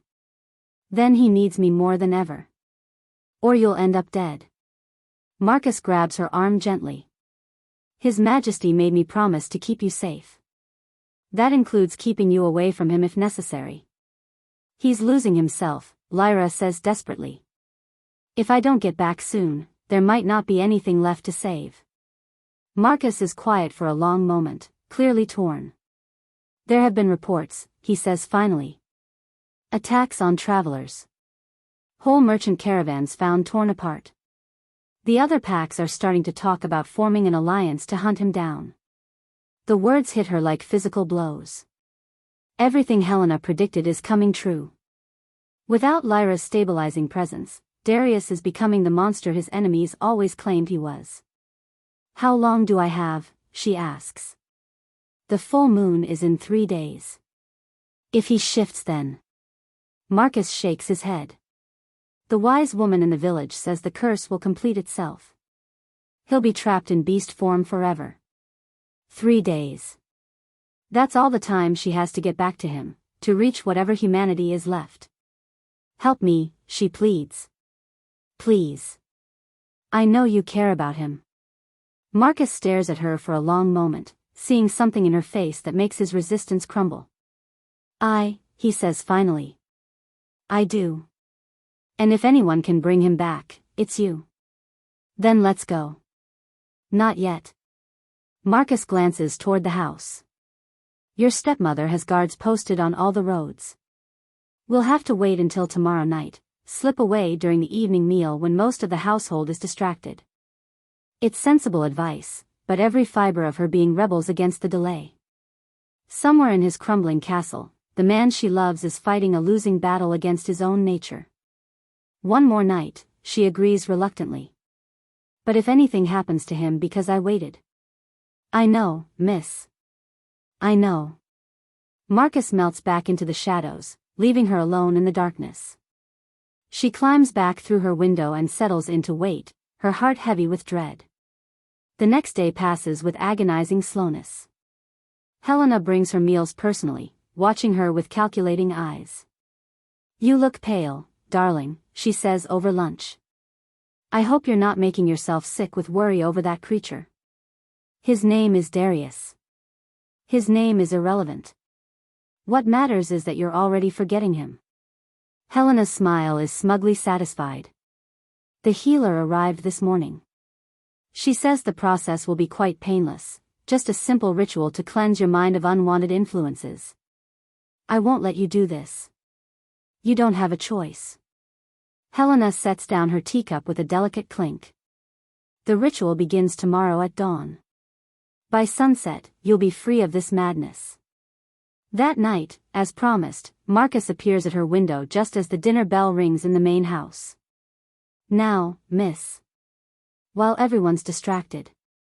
She climbs out quickly, her heart pounding.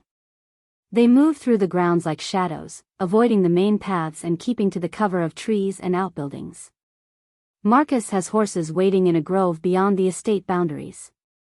They ride hard through the night, stopping only to rest the animals and check that they're not being followed. By dawn, they're deep in the forest that surrounds Darius's territory. That's when they hear the howling.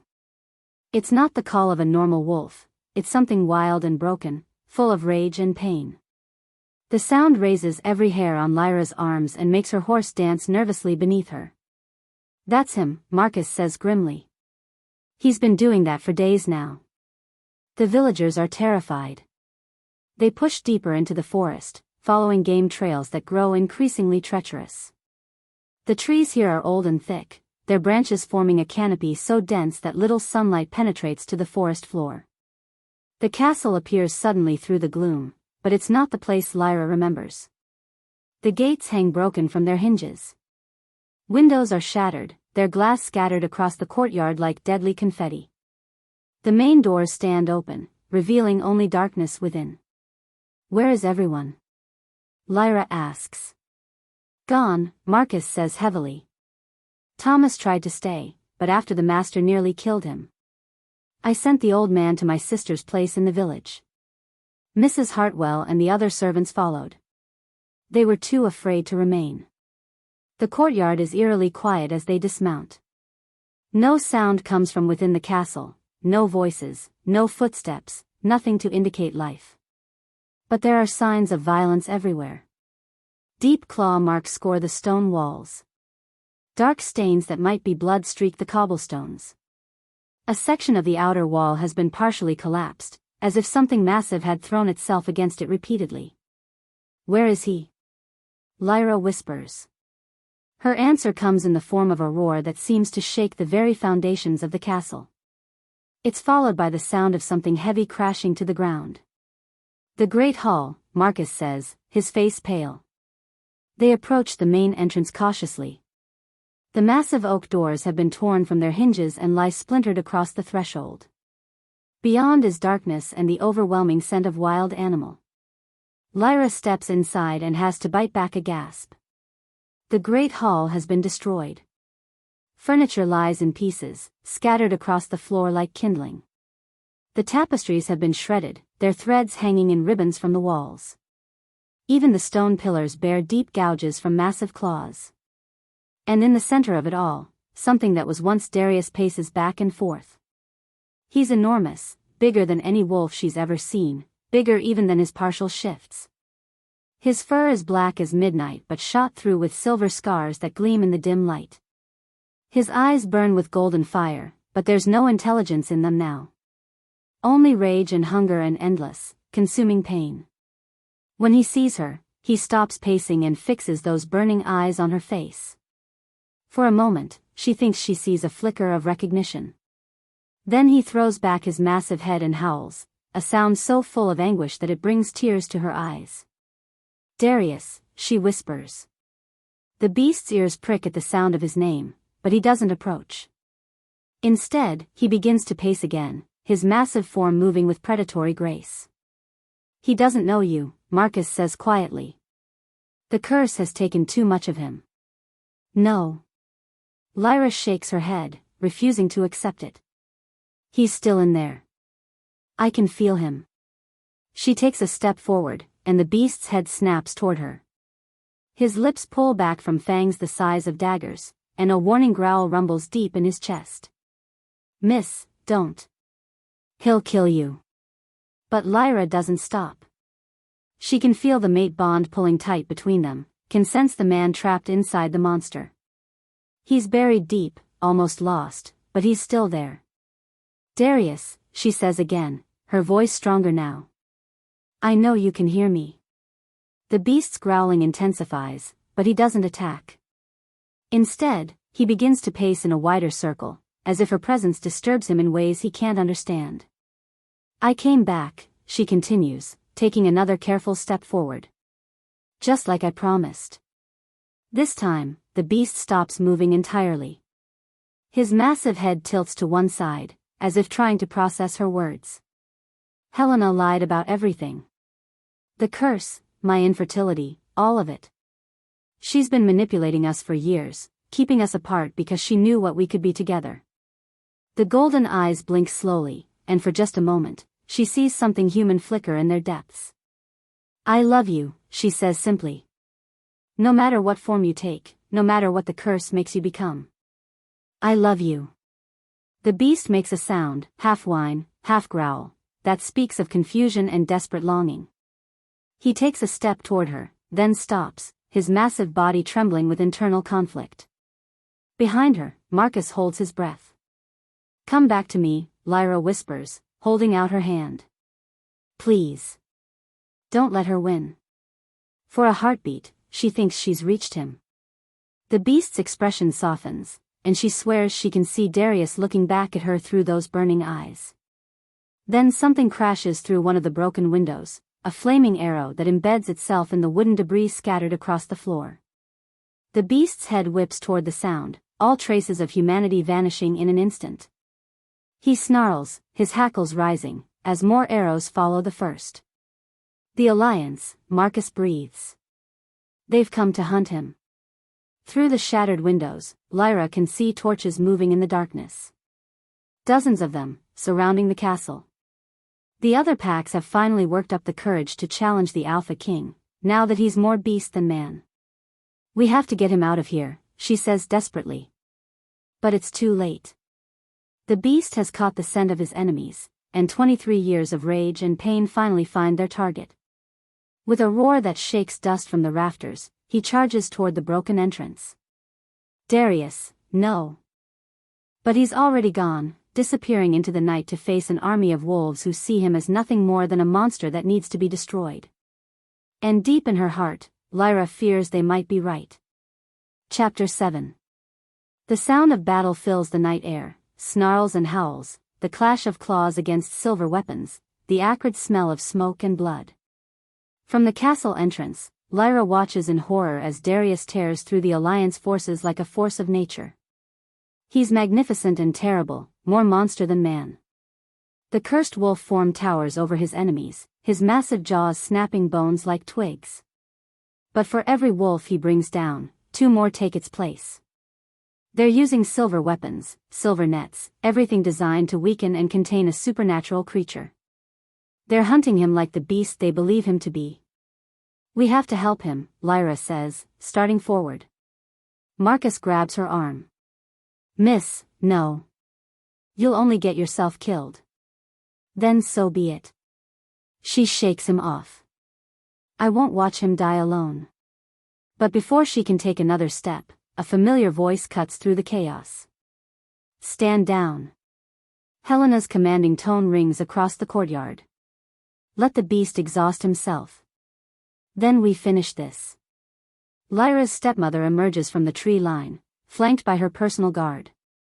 She's dressed for war, leather armor gleaming with silver studs, a ceremonial sword at her hip. Behind her, the Alliance forces pull back, forming a wide circle around the castle. They're not trying to kill Darius quickly. They're wearing him down, making him waste his strength on futile attacks while they wait for the perfect moment to strike. Clever, Marcus mutters. Make him come to them instead of rushing in where he has the advantage. The beast that was Darius seems to realize the trap. He stops his wild charges and begins to pace at the edge of the courtyard, golden eyes fixed on Helena with murderous intent. His sides heave with exhaustion, and Lyra can see fresh wounds bleeding through his dark fur. 23 years, Helena calls out, her voice carrying easily across the distance. 23 years I've waited for this moment. The great Alpha King, reduced to nothing more than a rabid animal. The beast snarls in response, but doesn't charge. Some instinct, some buried fragment of intelligence, recognizes the danger. Do you remember me, monster? Helena continues. Do you remember the woman whose careful planning brought you to this moment? At the sound of her voice, something shifts in the beast's posture. His massive head tilts, as if trying to process familiar words through the haze of animal instinct. She's trying to provoke him, Marcus realizes. Get him angry enough to make a mistake. All those years of searching for a cure, Helena goes on, her voice dripping with mock sympathy. All those healers and wise women and scholars. Did any of them tell you the truth? That your mate was alive and suffering, kept barren and broken by my hand? The beast goes very still. That's right. Lyra belongs to me. Always has. And when I'm done with you, I'll make sure she remembers her place. Helena's smile is cold and triumphant. A barren she-wolf makes an excellent servant. Grateful for any scraps of kindness, too weak to cause trouble. The words hit their target. With a roar that shakes the very stones of the castle, the beast launches himself at Helena. It's exactly what she's been waiting for. Silver nets drop from the trees as he charges, tangling around his massive legs. He tears through the first one, but more follow, weighing him down. Alliance wolves close in from all sides, silver-tipped spears and arrows aimed at his heart. Now! Helena shouts. But Lyra is already moving. She breaks away from Marcus and runs toward the battle, her heart pounding with terror and desperate love. The beast is surrounded, bleeding from a dozen wounds, still fighting but clearly losing. She reaches the edge of the courtyard just as Helena raises her silver sword. For the future of the supernatural world, Helena declares. Let this monster's death be a lesson to all who would threaten the natural order. The blade flashes downward. Stop. Lyra's voice carries across the battlefield with surprising authority. Helena hesitates, the sword freezing inches from the beast's throat. Around the courtyard, Alliance wolves turn to stare at the slight figure standing at the castle entrance. Lyra, Helena says, her voice sharp with warning. Get back. This creature is dangerous. His name is Darius. Lyra steps forward, ignoring the weapons pointed in her direction. And he's not a monster. Look at him. Helena gestures at the massive wolf form tangled in silver nets. Look what he's become. Lyra does look. She sees the beast's golden eyes fixed on her, wild with pain and confusion. She sees the blood matting his fur, the silver burns where the nets have touched his skin. She sees a creature trapped between human and wolf, belonging to neither world. And beneath it all, she sees the man she loves. I see someone who's been hurt, she says quietly. Someone who's been alone for so long he's forgotten how to be anything else. You're deluded, Helena snaps. Bewitched by the mate bond. Once that's severed, you'll see clearly. I see clearly now. Lyra takes another step forward, close enough now that the beast could reach her if he wanted to. I see a man who painted beautiful pictures because he still believed in beauty. Who tended a garden because he needed something to grow instead of destroy. Who bought a broken slave girl and gave her a comfortable room instead of a dungeon. The beast's struggles have stopped. Those golden eyes are fixed on her face with desperate intensity. I see someone who's been carrying guilt for 23 years over a mistake made in the heat of battle. Someone who cursed himself because he couldn't forgive his own humanity. Her voice grows stronger, more certain. I see the man I love. He's not a man anymore, Helena says, but there's uncertainty in her voice now. The curse has taken that from him. Has it? Lyra kneels beside the tangled nets, close enough to touch the beast if she dares. Darius, can you hear me? The massive head turns toward her, and she sees something flicker in those burning eyes. Not just animal instinct, recognition. I kept my promise, she says softly. I came back to you. A low whine escapes the beast's throat, so filled with longing that it brings tears to her eyes. Lyra, get away from him, Helena commands. He's dangerous. He'll kill you. No, he won't. Lyra reaches out slowly, her hand hovering just above the beast's scarred muzzle. Because he loves me too. Don't you, Darius? The beast goes completely still. Around the courtyard, Alliance wolves shift nervously, unsure whether to attack or retreat. Even like this, Lyra continues, even trapped in a form that isn't truly yours, you'd never hurt me. Because that's who you are. Not a monster, a man who's forgotten how to hope. Her fingers finally make contact with the beast's fur, and the effect is immediate. A shudder runs through his massive frame, and his eyes close as if her touch brings him peace for the first time in weeks. That's enough, Helena snarls. Guards, pull her back. But when the Alliance wolves move forward, the beast's eyes snap open. A warning growl rumbles deep in his chest, and they freeze. The message is clear, anyone who touches Lyra will die.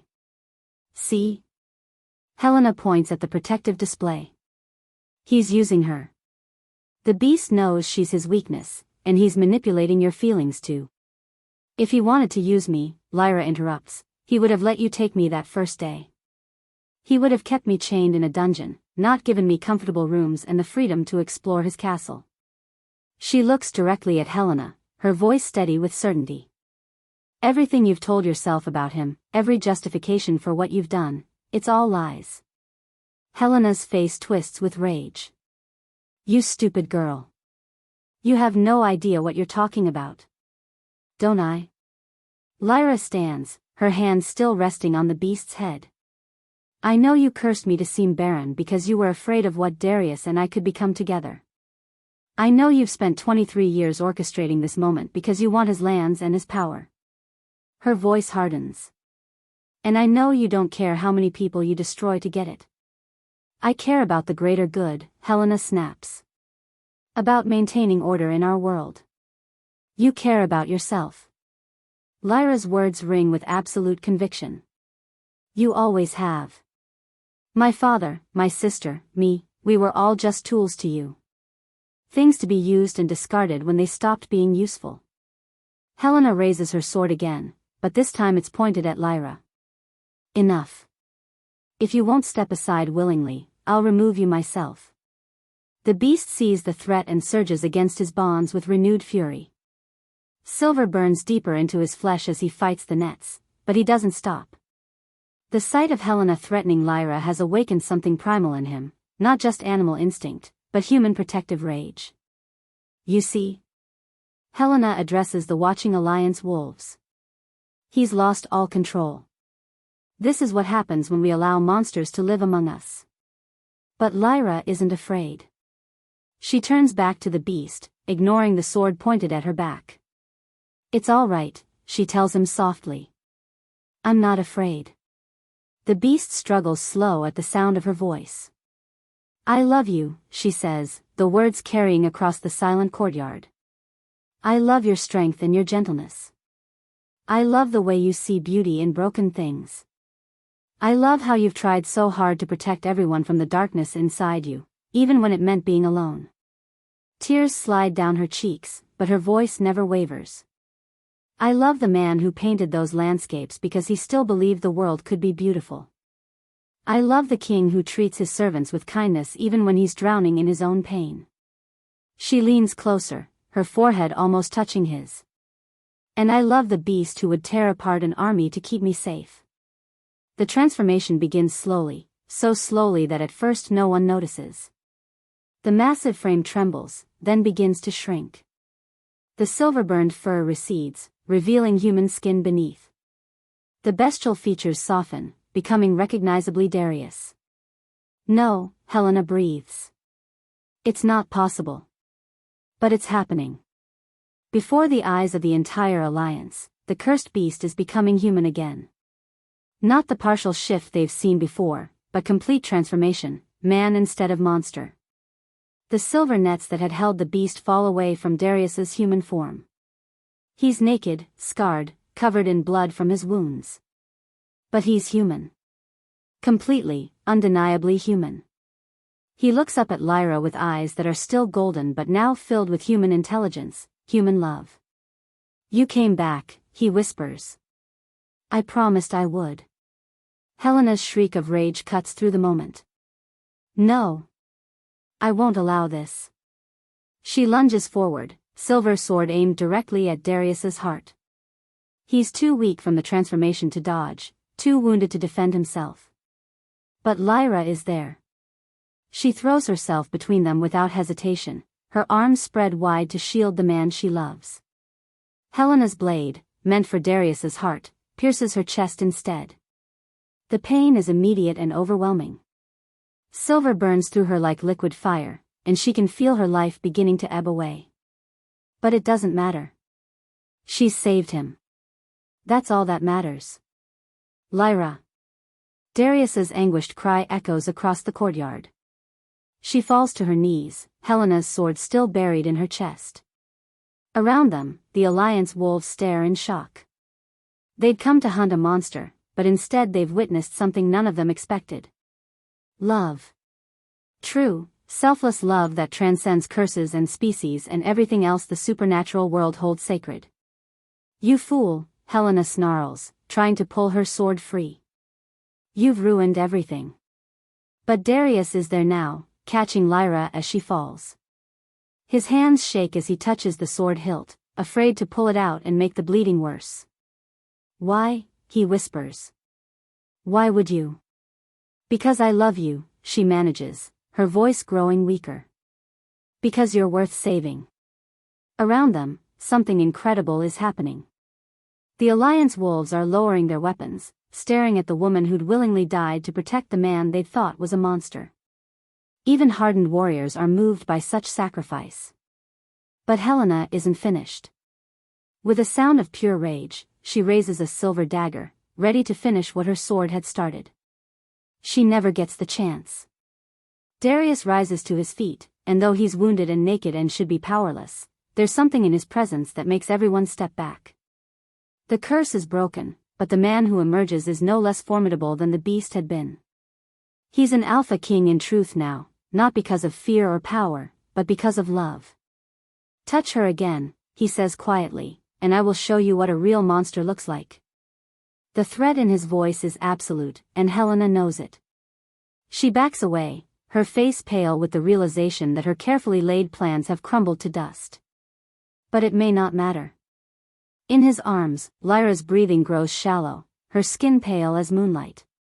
The silver blade has done its work, and even true love might not be enough to save her now. Chapter 8. Time seems to stop as Darius cradles Lyra in his arms, her blood seeping through his fingers where he tries to stanch the wound. The silver blade has done terrible damage, piercing through her chest just below her heart. Her breathing grows more labored with each passing second, her skin taking on the pale, waxy look that speaks of life slipping away. Stay with me, he whispers, his voice breaking. Please, Lyra. Don't leave me. Around them, the Alliance wolves stand frozen, unsure what to do. They'd come to hunt a monster, but the scene before them is purely human, a man desperate to save the woman he loves. Helena backs away, her face a mask of fury and disbelief. This changes nothing, she snarls. She's dying, and when she does, you'll have no one. Just like I planned. Shut up. Darius doesn't even look at her, all his attention focused on Lyra. Just shut up. 23 years of planning, Helena continues, her voice rising with hysteria. 23 years of careful manipulation, and you think one pathetic gesture of love can undo it all? That's when the laughter comes, cold, mocking, and definitely not human. The temperature drops 20 degrees in an instant. Frost begins to form on the ground despite the mild night air, and every wolf in the courtyard feels their hackles rise in response to a power older and more dangerous than anything they've encountered. Morgana Ravencrest materializes from shadow and mist, her form solidifying near the castle entrance. She looks exactly as she did 23 years ago, ageless, beautiful in a terrible way, with silver hair that moves as if stirred by invisible winds and eyes like chips of black ice. "How touching," the witch says, her voice carrying easily across the silent courtyard. The beast finally learns to love, just in time to watch his mate die. Darius looks up from Lyra's still form, his golden eyes blazing with fury. "You. This is all because of you." "Of course it is." Morgana glides closer, her feet barely seeming to touch the ground. "Did you think your suffering was random? Did you imagine that finding your mate at a slave auction was mere coincidence?" She gestures toward Helena, who suddenly looks much smaller and more frightened than she had moments before. Helena played her part beautifully, I must say. So eager for power, so willing to destroy her own stepdaughter to get it. Morgana's smile is cruel. Though I suspect she didn't quite understand what she was unleashing. "I did everything you asked," Helena says, her voice shaking. "I kept them apart, I made sure she seemed worthless. And yet here we are." Morgana's gaze fixes on Helena with obvious displeasure. "My perfect curse undone by something as simple as self-sacrifice. Really, Helena, I expected better from you." The witch raises her hand, and Helena screams as dark magic wraps around her like chains. She falls to her knees, clawing at invisible bonds that tighten with every breath. "But perhaps this is better," Morgana muses, watching Helena struggle. "Now I can destroy them both myself." The beast's mate dies slowly, and he gets to watch, knowing his love wasn't enough to save her. "Let her go." Darius's voice is steady despite the anguish in his eyes. "Your quarrel is with me." "My quarrel was with the arrogant boy who murdered my family," Morgana corrects. "But you've given me something so much better, the chance to destroy everything you've come to care about." She begins to weave another spell, dark energy crackling between her fingers. But as she does, something unexpected happens. Tears fall from Darius's eyes, the first tears he's shed in 23 years, and where they touch Lyra's wounds, they begin to glow with soft, golden light. Morgana stops mid-spell, her expression shifting from triumph to confusion. "What?" The glow spreads outward from where Darius's tears have fallen, sinking into Lyra's skin like warm honey. The silver poison that should be killing her begins to burn away, consumed by something purer and stronger. "Impossible," Morgana breathes. But it's happening. As Darius weeps over the woman he loves, tears of remorse for his past, tears of love for what they've found together, tears of desperate hope that it's not too late, the magic of true emotion proves stronger than any curse. The silver blade dissolves where it touches the golden light, crumbling to harmless dust. The wound beneath begins to close, new skin forming over damaged flesh. Color returns to Lyra's cheeks, and her breathing grows stronger. "The curse," Marcus whispers from somewhere behind them. "It's breaking." He's right. Around Darius, the very air shimmers with releasing magic. The scars on his face, those that came from the curse itself rather than battle, begin to fade. Not disappearing entirely, but becoming less pronounced, less monstrous. His eyes, while still golden, lose their unnatural fire and become simply beautiful. And deep within Lyra, other changes are taking place. The magical barriers Helena and Morgana had placed around her fertility crumble away, destroyed by the same power that's healing her wounds. For the first time in her life, her wolf stirs fully awake, healthy and whole. "No!" Morgana's shriek of rage cuts through the moment. "I won't allow this." She hurls dark magic at them both, but the attack splashes harmlessly against the golden light surrounding the couple. Whatever power is protecting them now, it's beyond the witch's ability to touch. "You don't understand," Morgana snarls, her beautiful face twisting with fury. "I made that curse perfect. Unbreakable. It should have been impossible for him to find love." "You made one mistake," Lyra says softly. Everyone turns to stare at her. She's sitting up now, the wound completely healed, though her clothes are still torn and bloody. But her voice is strong, her eyes clear and focused on the witch. You assumed love had to be perfect, Lyra continues, getting slowly to her feet with Darius's help. You thought if you made us both seem broken and worthless, no one could truly care for us. You are broken, Morgana spits. Both of you. Defective creatures that should never have found each other. Maybe we are broken, Darius says, his arm around Lyra's waist. But we're broken in ways that fit together. Impossible. Love like that doesn't exist. Because you've never felt it. Lyra's voice is filled with pity rather than anger. You've spent so long focused on revenge and hate that you forgot what real love looks like. She steps closer to the witch, ignoring Darius's protective gesture. Real love isn't about finding someone perfect. It's about finding someone whose imperfections complement your own. Someone who sees your scars and chooses to stay anyway. Pretty words, Morgana sneers. But they won't save you from.